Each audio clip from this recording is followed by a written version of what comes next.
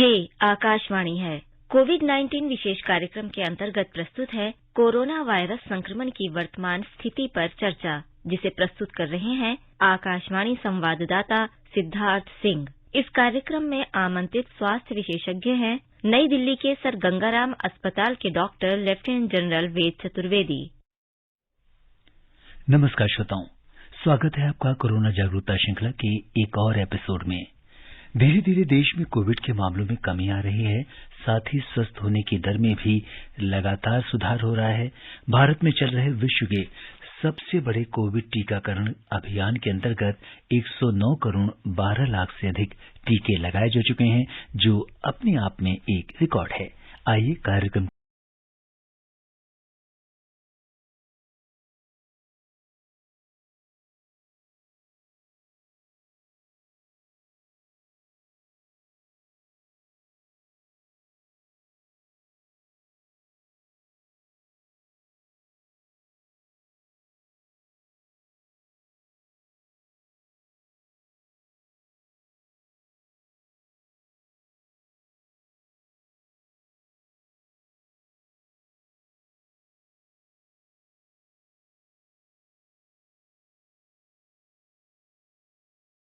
है कि पिछले 24 घंटे के दौरान 12,000 से अधिक रोगी स्वस्थ हुए हैं।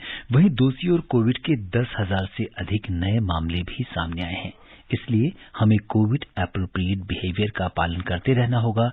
श्रोताओं, कोरोना और उसकी वैक्सीन और आपके स्वास्थ्य को लेकर तमाम सवालों का जवाब देने के लिए और इस पर चर्चा करने के लिए आज के इस विशेष फोन-इन कार्यक्रम में हमारे साथ जुड़ चुके हैं देश की सशस्त्र सेनाओं का शीर्ष नेतृत्व करने के बाद कोरोना की इस जंग में एक वॉरियर की तरह लोगों को इस अदृश्य दुश्मन से जान बचाने वाले सर गंगाराम अस्पताल नई दिल्ली के रिमेटोलॉजी और इम्यूनोलॉजी विभाग में senior consultant doctor lieutenant general Ved Chaturvedi.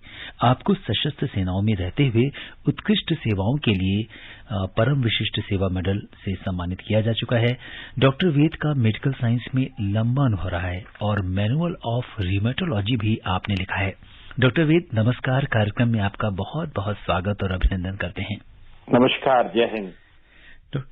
श्रोताओं, कोरोना से संबंधित सवाल हमारे आज के एक्सपर्ट से टोल फ्री नंबर 1800-11-5767 और 011-233-14444 पर पूछ सकते हैं।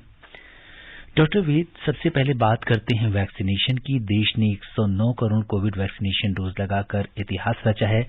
सबसे पहले आप जैसे स्वास्थ्यकर्मी बधाई के पात्र हैं, जिन्होंने इस अभियान से जुड़कर लोगों को वैक्सीन लगवाने के लिए प्रेरित किया और उनकी सभी शंकाओं को, जितनी भी भ्रांतियां थीं, उनको दूर किया। तो सबसे पहले आपका अभिनंदन। और क्या संदेश देना चाहेंगे वैक्सीन को लेकर? मैं तो देखिए, मैंने ये गाना जो आपने सुनाया शेर साहब का जी, मैंने कभी सुना था, बट मैंने उसको ध्यान नहीं दिया था।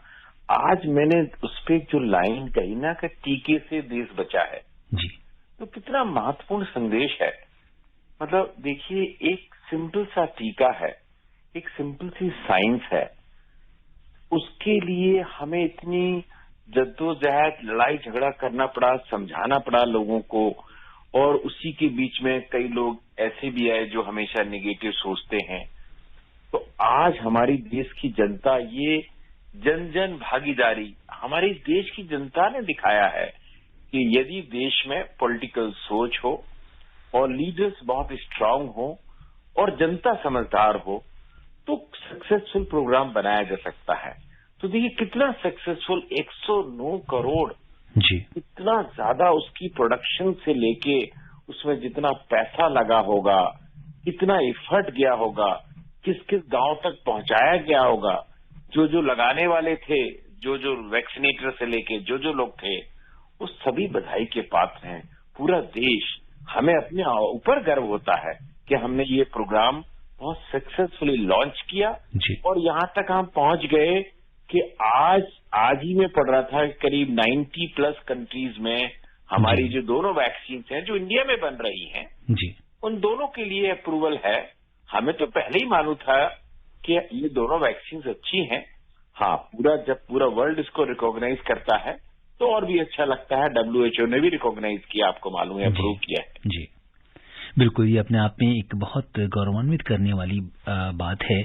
और डॉक्टर वेद, आपका रिमेटोलॉजी के क्षेत्र में बहुत लंबा अनुभव है और आपने बहुत सारी किताबें लिखी हुई हैं इसके ऊपर, तो थोड़ी सी इसकी चर्चा करते हैं।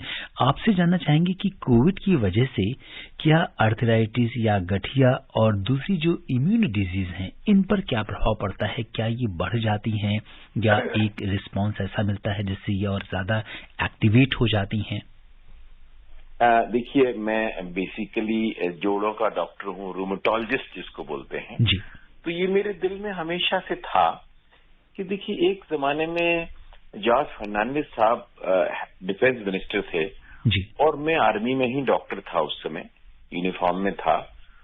तो मुझे ये कहा गया, भाई केरला में बहुत चिकनगुनिया हुआ है, आप जाके देख के आए। तो हमें चिकनगुनिया के बारे में थोड़ा बहुत मालूम था, बट मुझे ये नहीं मालूम था कि एक वायरस से इतना ज्यादा आर्थराइटिस हो सकता है। तो हजारों लोगों, लाखों लोगों को आर्थराइटिस केरला में हो गया।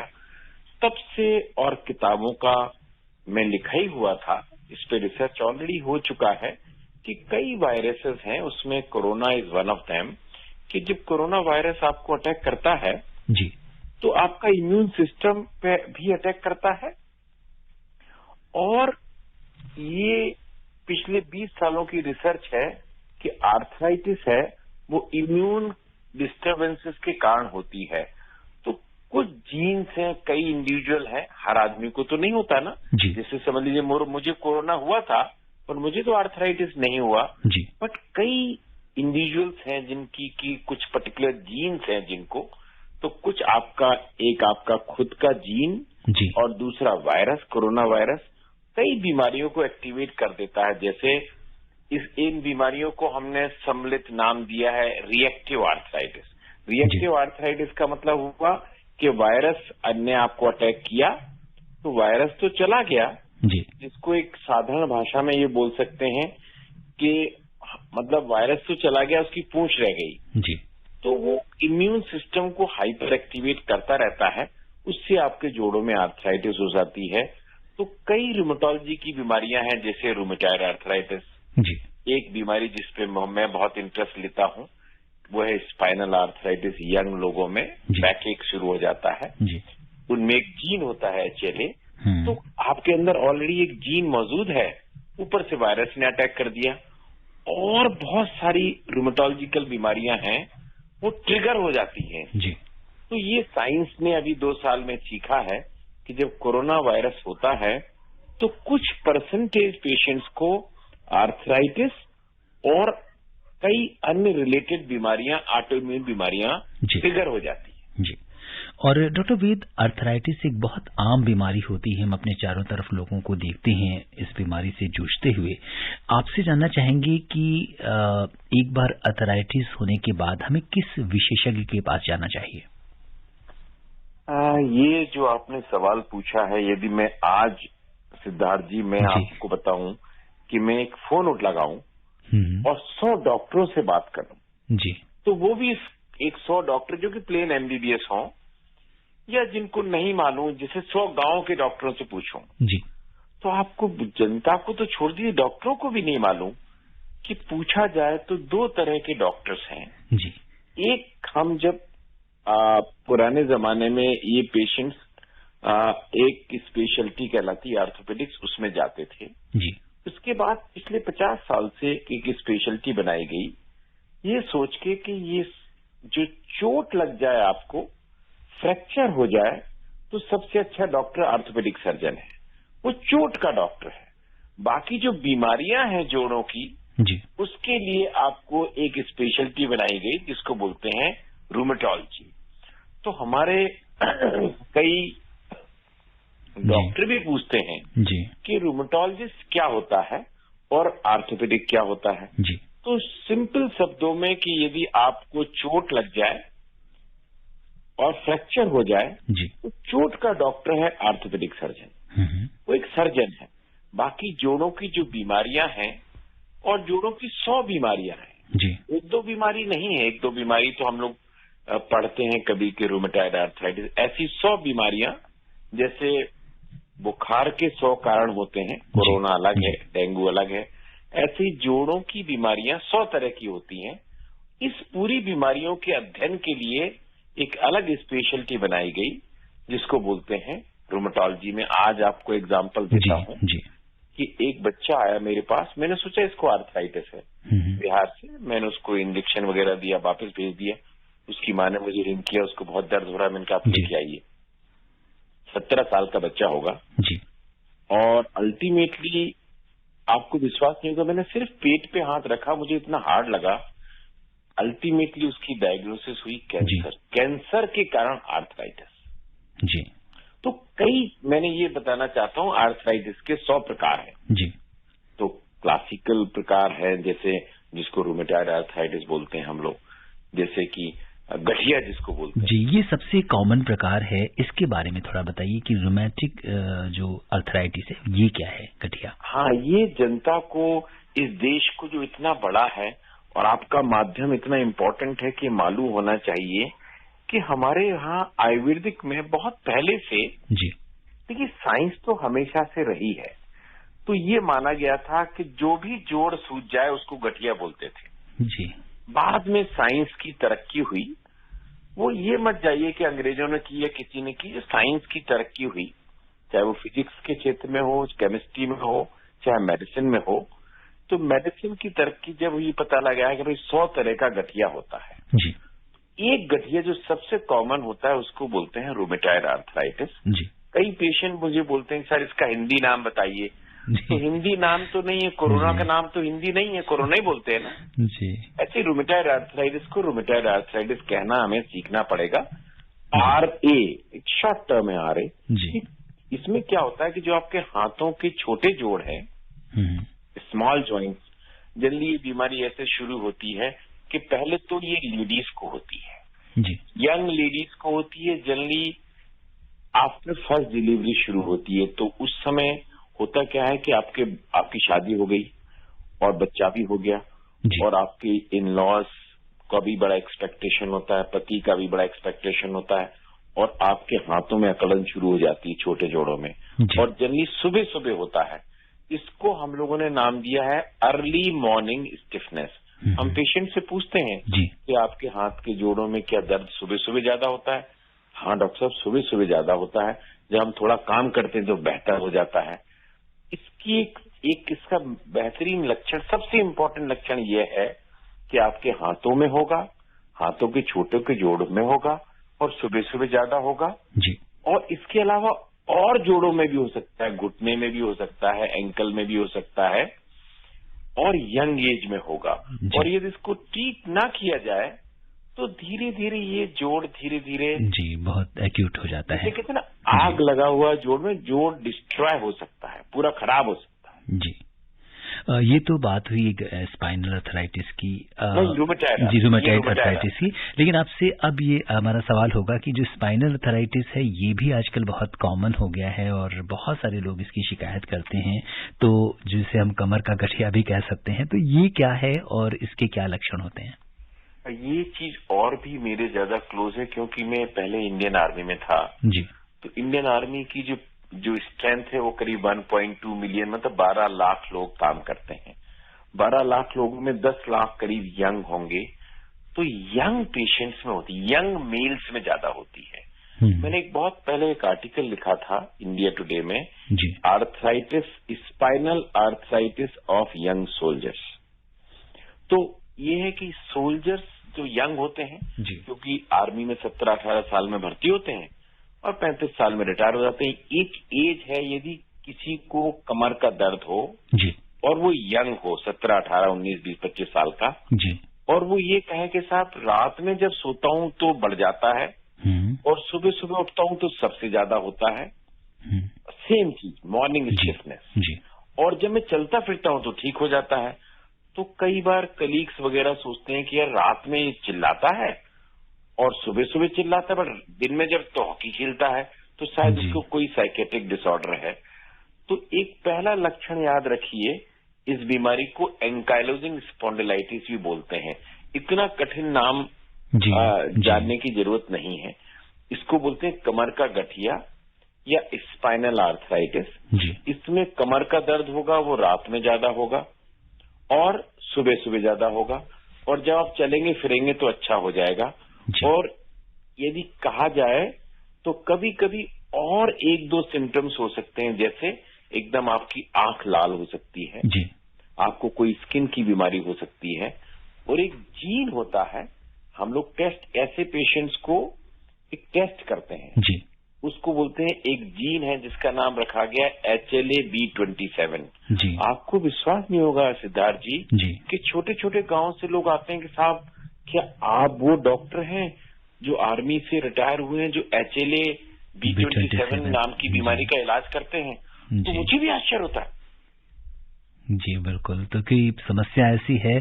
और डॉक्टर वेद, यहाँ पे ये भी आपसे जानना चाहेंगे कि आजकल बहुत सारे लोग ऐसे हैं जो वर्क फ्रॉम होम हैं, और एक पॉस्चर आज की डेट में एक ऐसी बड़ी समस्या बनकर उभर रही है, क्योंकि बहुत सारे लोगों को दिन भर कोई बेड पे काम करता है, कोई टेबल चेयर पे काम करता है, लेकिन चूंकि एक ईज ऑफ वर्क है घर पे, आपको जब आप काम करते हो तो वहां पे पॉस्चर का सही होना और पॉस्चर रिलेटेड किस तरह की बड़ी परेशानियां आती हैं जो आप कॉमनली देख रहे हैं आजकल?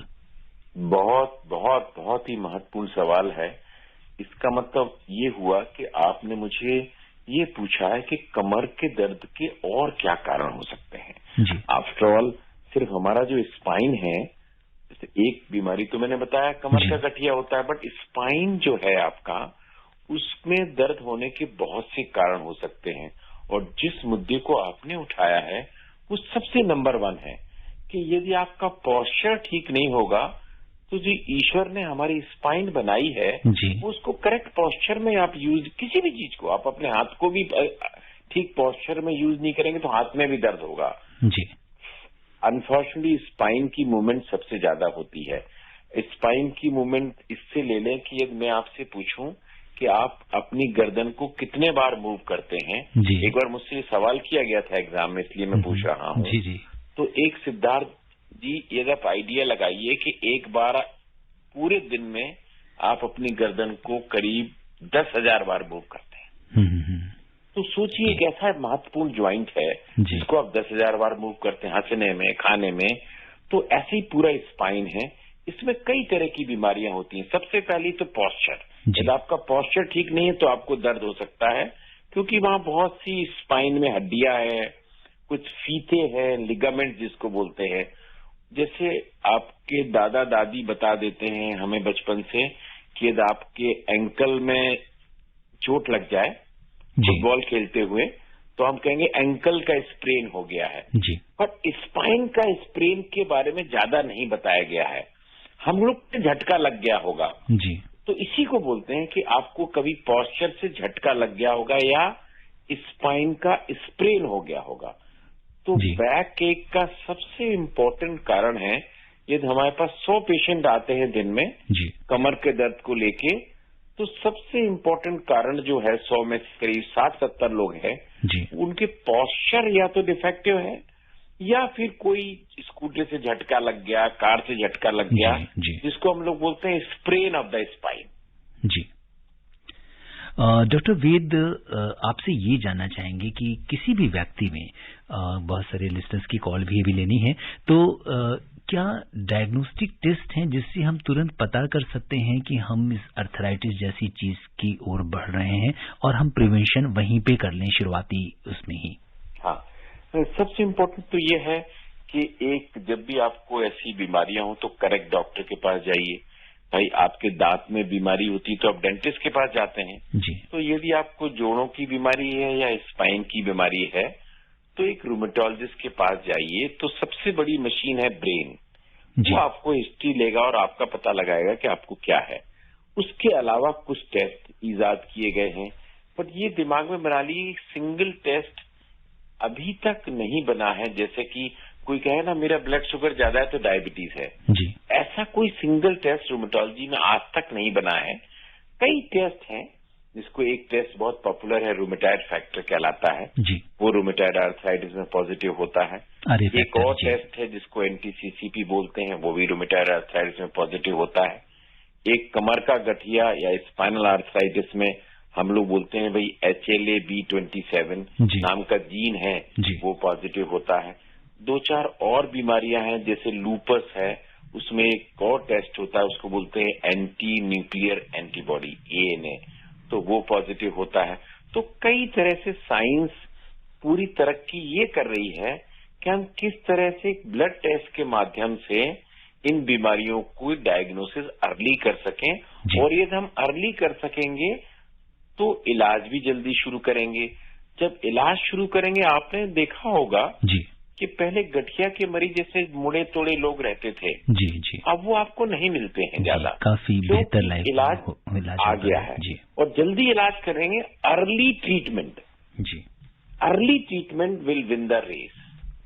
जी, ये सबसे महत्वपूर्ण बात है कि समय रहते अगर आप डॉक्टर के पास जाते हैं तो आपका सही इलाज, और डॉक्टर भी जैसा कि आपने बताया कि सही डॉक्टर और सही स्पेशलिटी को चूज करने की जरूरत है।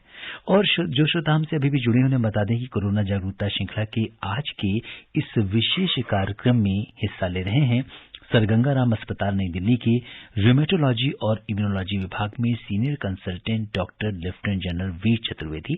आप डॉक्टर वीर चतुर्वेदी से हमारे स्टूडियो के टोल फ्री नंबर 1800115767 पर फोन कर सवाल पूछ सकते हैं। और पहले कॉलर आज के लोनी गाजियाबाद से मोहम्मद यामीन भाई। हेलो यामीन भाई, नमस्कार, स्वागत है आपका कार्यक्रम में। नमस्कार जी डॉक्टर साहब को भी नमस्कार। हाँ नमस्कार सर, मैं यामीन भाई रेडियो वाला, चिरोड़ी लोनी जिला। हाँ यामीन बोलिए। सर, मैं ये जानना चाह रहा हूँ जिन लोगों को पहले कोरोना हो गया था उनको भी जोड़ों के दर्द और चलने में सांस फूलने की ये समस्या अभी भी चल रही है, इसका क्या करें? जी हाँ जी डॉक्टर वीर, जैसा कि आपने ऑब्जर्वेशन बिल्कुल ठीक है। देखिए, कोरोना से ये तो जग जाहिर है कि लंग्स की फाइब्रोसिस हो जाती है, लंग्स में डैमेज हो जाता है, तो उससे आपकी सांस भरती है। इसीलिए कई रिसर्च चल रही है कि उसको कैसे रोका जाए, पहले तो रोका जाए और हो जाए तो क्या ट्रीटमेंट, दोनों चीजों पे काफी रिसर्च आगे बढ़ गई है, दवाइयां मौजूद हैं। ऐसे ही आर्थराइटिस है, आर्थराइटिस के बारे में इतना पता नहीं था, अब धीरे धीरे जितने पेपर्स आ रहे हैं, हम लोग तो रोज ही देखते हैं। इनफैक्ट मैंने खुद ही अभी एक पेपर पब्लिश करने के लिए भेजा है कि जब आपको कोरोना होता है तो कुछ परसेंटेज केसेस में, जैसे शुरू में ही पूछा गया था, उन लोगों को आर्थराइटिस हो सकती है कोरोना के बाद में, और उसका इलाज किस तरह किया जाएगा ये डिपेंड करता है कि आपको कमर का गठिया है या फिर रूमेटॉइड आर्थराइटिस टाइप के लक्षण हो रहे हैं। जी, और अब हमारे साथ कार्यक्रम में जुड़ गए हैं बड़ौद से महेश शर्मा जी। महेश जी नमस्कार, स्वागत है आपका कार्यक्रम में। नमस्कार जी। जी महेश जी। हाँ नमस्कार जी। मैं जानना चाह रहा हूँ डॉक्टर साहब से, ये हम जो है दोनों वैक्सीन ले ली हैं और जो ये हमें कब तक सुरक्षित रखेंगे, अगर हम आपकी कई सब बातों का ध्यान रखें। जी डॉक्टर वीर। हाँ, मैं समझ नहीं पाया कुछ। ये जानना चाहते हैं कि ये वैक्सीन कितने दिनों तक इफेक्टिव रहेंगी, लॉन्गिविटी कितनी होगी? मेरा पता है कि ये जानना चाहते हैं कि ड्यूरेशन। जी बिल्कुल, इसका वैक्सीन के प्रोटेक्शन का। देखिए, अभी ये लॉन्ग टर्म जब स्टडीज की जाएंगी तभी तो इस पे बहस जारी है कि क्या बूस्टर लगाया जाए और कितना फ्रीक्वेंटली लगाया जाए। एज ऑन टुडे ये माना गया है कि ये आपको एक पर्टिकुलर टाइम तक प्रोटेक्ट करती है एंटीबॉडी। ये एंटीबॉडी 6 महीने से 1 साल से लेके 2 साल तक, बट इस पे एक लॉन्ग स्टडी की जरूरत है। आज भी साइंटिफिक कम्युनिटी के पास इतना बड़ा डाटा नहीं है जो ये कह सके कि हम कितने दिनों तक इस वैक्सीन के 2 डोजेस के बाद सुरक्षित रह सकते हैं। बाय एंड लार्ज ये माना गया है कि पैंडेमिक टाइम जो चल रहा है इसमें हमको कवर करके रखेगा, और इस पे रिसर्च हो रही है कि क्या 3rd डोज की जरूरत है। जैसे आपने देखा होगा, पोलियो का हम बूस्टर देते हैं,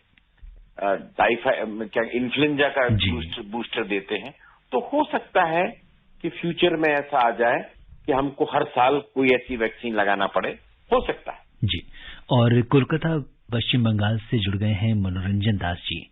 हेलो मनोरंजन जी, नमस्कार, स्वागत है आपका कार्यक्रम में। नमस्कार जी।